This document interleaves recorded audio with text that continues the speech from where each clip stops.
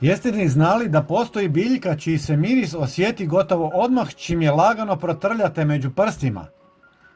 Mnogi je imaju kod kuće ili u vrtu i koriste je gotovo svaki tjedan, ali rijetko tko razmišlja koliko zapravo može biti zanimljiva kao topli napitak.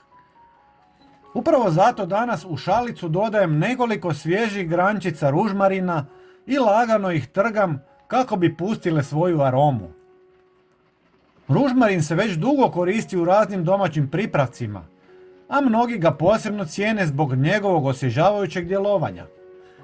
Često se spominje kao biljka koja može pomoći osjećaju koncentracije i mentalne svježine, zbog čega ga neki vole piti tijekom napornog dana.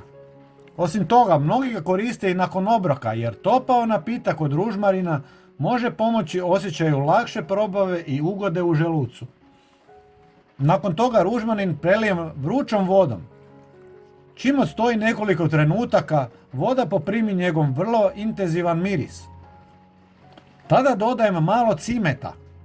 Cimet je poznat po tome što daje topli okus, ali mnogi ga vole dodavati i zato što može pomoći osjećaju topline u tijelu, te se često koristi u prirodnim napicima tijekom hladnih dana. Sve ostavljam nekoliko minuta da odstoji kako bi se okusi dobro povezali.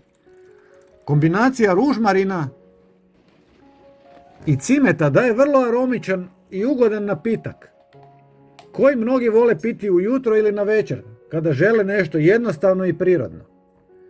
Napišite mi u komentarima koliko često koristite ružmarin.